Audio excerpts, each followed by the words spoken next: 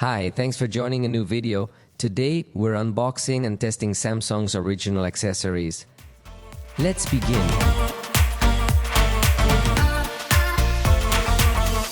Well, as you can see, we practically have almost the complete kit, although there are still a few accessories that were only recently released.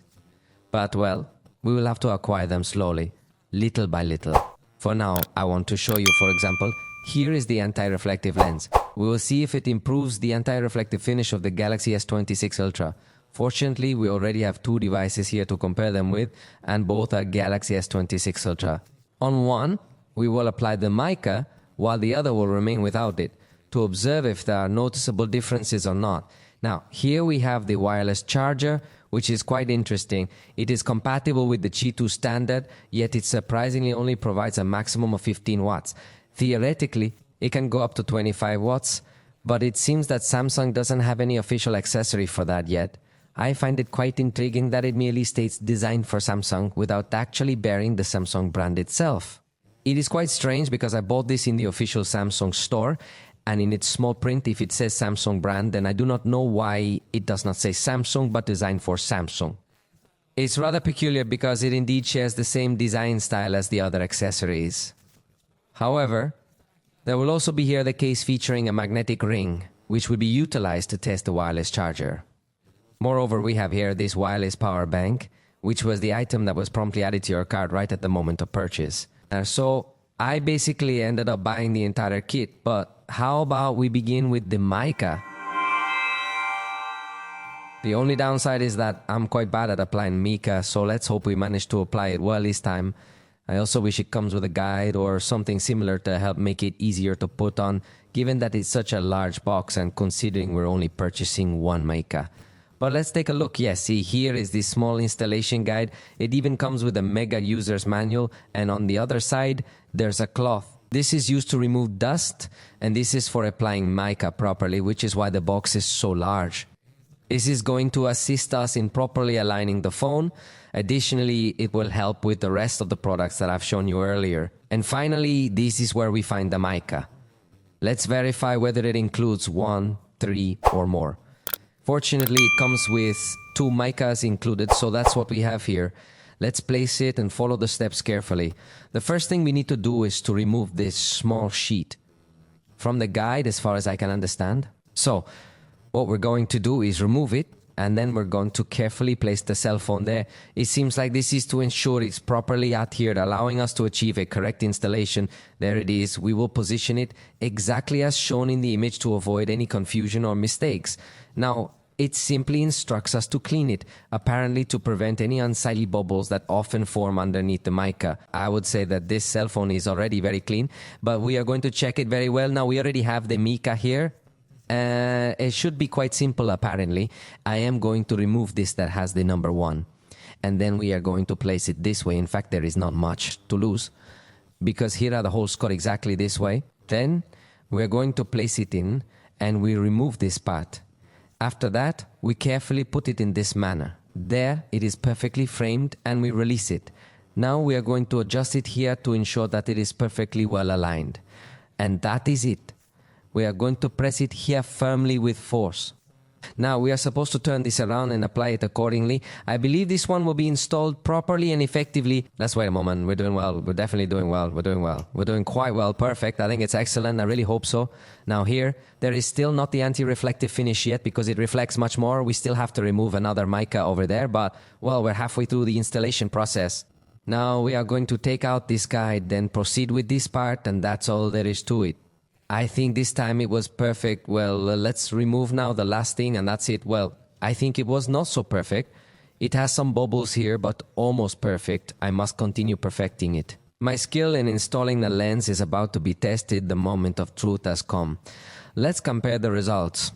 Look closely. I believe it does enhance the anti-reflective finish once the lens is installed. I think it nearly matches the level of the Galaxy S25 Ultra, which had superior anti-reflective properties compared to the Galaxy S26 Ultra.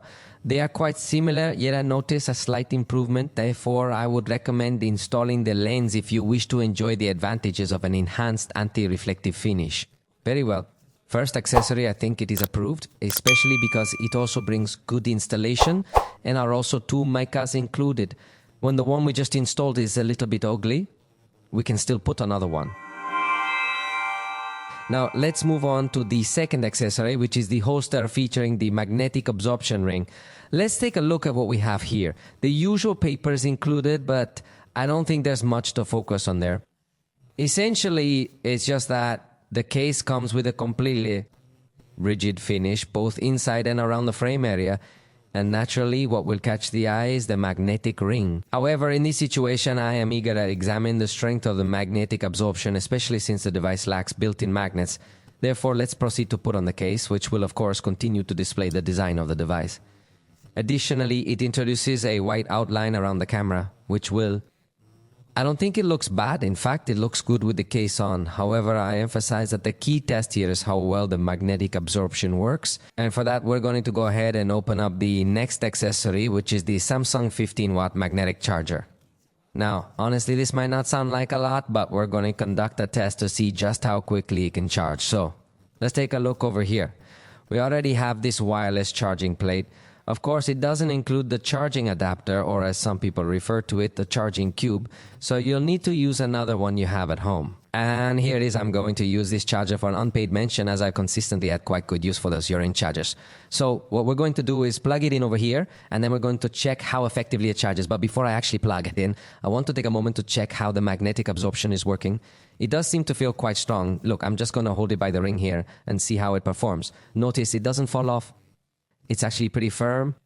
I believe in this regard, if you have managed to gain a solid understanding and experience concerning the strength and power of the magnets, it is quite beneficial. The challenge I see here is that you will notice the circle extends almost to the height of the camera module. Therefore, other magnetic accessories that attach to the back of the cell phone yet aren't circular are likely to encounter some difficulties in that area. We will explore some of the other available options we have over here momentarily, but take a look if it adheres firmly. So this cell phone is entirely out of battery, and I want you to notice how it is. If it powers up, it should display 0. There you see 0%. Let's observe how much time it requires to fully charge. As I mentioned, luckily we have another one here to keep testing the case. While we proceed with the charging test, we'll set this timer here. Okay, I've just plugged in the charger. Let's see if the phone responds. It seems to be taking a moment to react. It's already showing some signs of life here just before 30 seconds. It's quite unstable on the table when positioned like this. So I really want it to come out perfectly straight here in my video. However, it's a bit unruly, so let's just leave it aside for now. I must emphasize the timer is already running, specifically measuring the exact duration it takes to charge. Now, what I also want to verify on this cell phone, which indeed has a battery, is whether this external magnetic absorption ring affects the S Pen's accuracy even slightly. The reason, or Samsung's perfect excuse for not yet incorporating the magnetic rings inside the cell phone's body, is that it disrupts the S Pen's functionality. Apparently, externally, they have still ensured there is no issue, but I want to fully confirm this myself. Let's take a look. A new document here, and we're going to choose a relatively thick brush over here. I'm simply going to draw straight lines. It appears that there isn't any sort of drawback or interference while you're creating. These annotations, I believe, are perceived quite accurately in those specific areas. Now consider what happens if you attach other accessories. For instance, in this situation, I have a charger here once more with this protocol. Let's attach it, and in this scenario, I think it indeed sticks. No, it doesn't adhere correctly, and this is exactly what I'm trying to explain to you. Look, when it attempts to stick, the camera obstructs it, then it won't stick right. You need to find QI2 accessories, particularly and specifically designed for the Galaxy, as the camera module obstructs when you're doing this. Honestly, it would have been significantly improved if they had positioned this ring below. I understand that the engineering process to fit all the internal components must be quite challenging, but I feel like someone should have observed this issue. I think that this design was a bit of a failure mirror. I think that if it gets a little bit stuck, it is possible that some charging will happen, but it will not be as efficient charging. Then, I must insist, we are likely to encounter some complications with accessories that aren't specifically designed for this particular cell phone. This is because they will almost certainly need to have a relief in the circular area to properly reach it without causing any interference with the camera module. This issue that we have identified and detected. Let's now take a moment to review the next accessory that we have here. Meanwhile, it's important to note that the phone still shows no signs of life, and it's been going for 4 minutes already. The phone hasn't even shown us 1% yet. Now, let's take a look at the following item. We are discussing the magnetic power bank, which I think might also be a bit of a disappointment in terms of experience. Samsung includes it in the cart when you purchase the Galaxy S26 Ultra. Be careful, let's see. See, it showed 1%. Finally, it says 1%.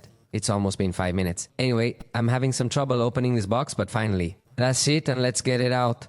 According to the box, it has a capacity of 10,000 mAh and supports 25 watts wired charging, although according to the box, the wireless output is 5 watts. So wireless charging is not going to be that fast on this power bank, but, well, that's the accessory that Samsung offers us. As you notice, it includes a small USB-C to USB-C cable, and let's see. If it has magnetic absorption, it should stick here. But unfortunately, it can't be Samsung. The power bank doesn't have magnetic absorption if it's wireless charger, but it doesn't have magnetic absorption. So let's see if at some point it starts charging. Maybe it's not charged, the power bank. Let's check over here. We'll touch. Yes, I can see that it does indeed have power. Let's place it on top and no. There it is. It's already charging now, okay. However, it's not going to charge optimally. In fact, it seems to have already stopped charging. Let's check more specifically to see if it's charging or not.